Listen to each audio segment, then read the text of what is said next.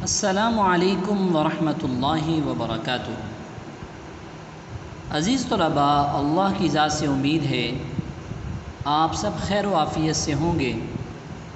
اسلامیات سلسلہ نمبر 6 جماعت ششم کے لیے ہم نے کل کے سبق میں نبی پاک صلی اللہ علیہ وسلم کا مکہ سے مدینہ کی طرف ہجرت کرنا اور اس پر مشرکین مکہ قریش مکہ کا نبی پاک صلی اللہ علیہ وسلم کے قتل کی سازشیں کرنا، یہ ہم نے پڑھا تھا۔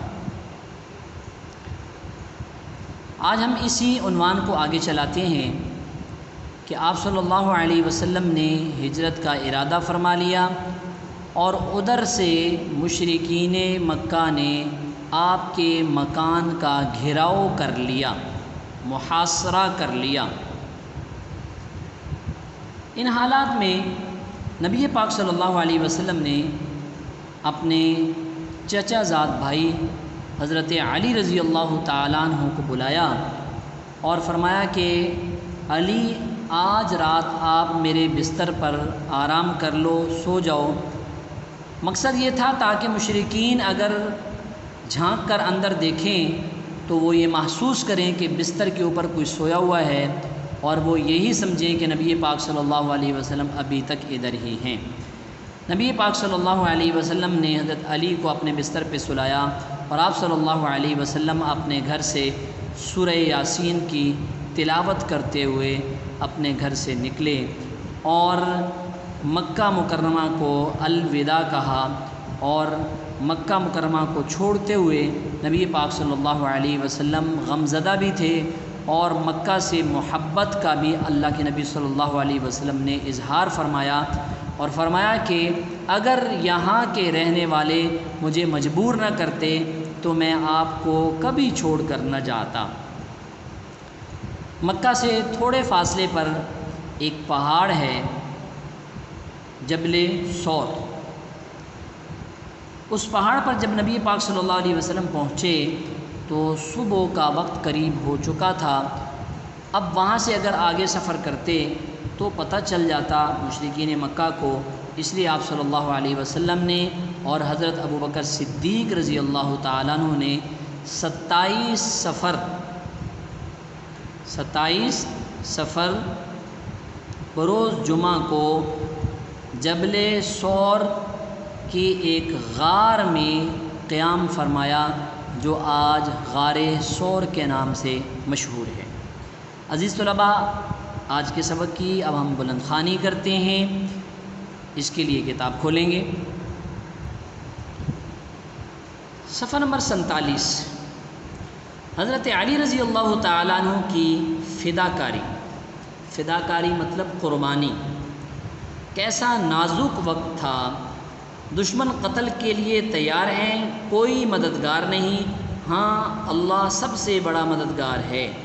رات ڈھلنے لگی، تب حضور اکرم صلی اللہ علیہ وسلم نے حضرت علی رضی اللہ تعالیٰ عنہ سے فرمایا، تم میرے بستر پر لیٹ جاؤ، ممکن ہے کافر جھانکیں تو انہیں اطمینان رہے کہ نبی موجود ہیں، اور تم لوگوں کی امانتیں واپس دے کر مدینہ چلے آؤ۔ یہ ہے فداکاری کہ حضرت علی رضی اللہ تعالیٰ عنہ فوراً لیٹ گئے، انہیں گھبراہٹ بھی نہ ہوئی، اس لیے کہ آج کی رات جس بستر پر حضرت علی رضی اللہ تعالیٰ عنہ سونے کا فیصلہ کر رہے ہیں، یہ بستر جو ہے یہ ایک قتل گاہ بنا ہوا ہے۔ لیکن اس کے باوجود حضرت علی رضی اللہ تعالیٰ عنہ کو کوئی پرواہ نہیں ہوئی کہ یہ وہ بستر ہے جس پر سونے والے کو قتل کرنے کے لیے دشمن تلواریں لیے کھڑے ہیں۔ گھر سے روانگی اور سورہ یاسین کی تلاوت۔ حضور اکرم صلی اللہ علیہ وسلم سورۃ یاسین کی تلاوت کرتے ہوئے کافروں کے درمیان سے تشریف لے گئے۔ کافر حضرت صلی اللہ علیہ وسلم کو دیکھ ہی نہ سکے۔ دیکھیے یہ اللہ پاک کی قدرت ہے۔ عزیز طلباء، اللہ رب ذوالجلال نے ہی ہر انسان کو آنکھیں دی ہیں، اور ان آنکھوں میں دیکھنے کی صلاحیت رکھی ہے، اگر اللہ اس دیکھنے کی صلاحیت کو چھین لیں تو کوئی اس کو واپس نہیں لے سکتا۔ اب مشرکین تلواریں لے کر کھڑے ہوئے ہیں، مکان کو گھیرا ہوا ہے، نبی پاک صلی اللہ علیہ وسلم وہاں سے گزر جاتے ہیں، کافر اندھے ہو جاتے ہیں، ان کو پتہ ہی نہیں چلتا۔ کچھ دیر بعد جب اپنے ناپاک ارادے کو پورا کرنے کے لیے کافر اندر داخل ہوئے تو حیران اور شرمندہ رہ گئے کہ ان کی ساری کوشش خاک میں مل گئی تھی۔ فوراً بڑے بڑے سرداروں کو اطلاع کی، یعنی بستر پہ تو آپ صلی اللہ علیہ وسلم کو پایا ہی نہیں۔ الوداع اے مکہ، الوداع۔ حضور اکرم صلی اللہ علیہ وسلم گھر سے نکل کر حضرت ابوبکر صدیق رضی اللہ تعالیٰ عنہ کے پاس گئے اور انہیں ساتھ لیا۔ جب مکہ سے نکلنے لگے تو ایک نظر مکہ کی طرف ڈالی اور کہا، اے خاک مکہ، تو دنیا میں مجھے سب سے زیادہ عزیز ہے۔ خاک کہتے ہیں مٹی کو، مگر میں بالکل مجبور ہو کر جا رہا ہوں، اگر میری قوم مجھے یہاں سے نہ نکالتی تو میں کبھی تجھے چھوڑ کر نہ جاتا، اور مکہ سے نکل کر مدینہ کی طرف روانہ ہوئی۔ غار ثور میں قیام۔ جب آپ صلی اللہ علیہ وسلم مکہ سے نکلے تو رات ختم ہو رہی تھی، صبح ہوتے ہوتے ایک پہاڑ پر پہنچے۔ اس پہاڑ کا نام ثور تھا۔ اب دن ہو چکا تھا، اگر آپ صلی اللہ علیہ وسلم آگے بڑھتے تو خطرہ تھا کہ دشمن آپ صلی اللہ علیہ وسلم کا پیچھا کریں گے، اس لیے دونوں نے یعنی حضور اکرم صلی اللہ علیہ وسلم اور حضرت ابوبکر صدیق رضی اللہ تعالیٰ عنہ نے اسی پہاڑ کے ایک غار میں قیام فرمایا، یعنی 27 صفر بروز جمعہ حضرت صلی اللہ علیہ وسلم اور حضرت ابوبکر صدیق رضی اللہ تعالیٰ عنہ غار ثور میں داخل ہوئے۔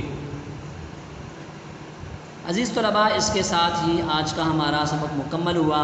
یہ جو سفر ہجرت آپ صلی اللہ علیہ وسلم نے اس سفر کا آغاز کیا، تو اس سفر میں آپ صلی اللہ علیہ وسلم کہاں تک پہنچ گئے؟ غار ثور تک آج کے سبق میں پہنچ گئے ہیں۔ عزیز طلباء، آج کے سبق میں عملی کتاب کا کام نہیں ہے، آپ نے اسی آج کے سبق کو، اس میں جو اہم باتیں ہیں آپ نے یاد کر لینی ہے کہ آپ صلی اللہ علیہ وسلم کے بستر مبارک پر آپ کے بعد کون سوئے ہوئے تھے، پھر آپ صلی اللہ علیہ وسلم جب گھر سے نکلے تو آپ کیا پڑھتے ہوئے نکلے، اسی طرح آپ صلی اللہ علیہ وسلم نے مکہ سے کیسے محبت کا اظہار کیا، اور آپ صلی اللہ علیہ وسلم نے کون سی جگہ پر جا کر آپ نے قیام فرمایا، تو یہ غار ثور تھا۔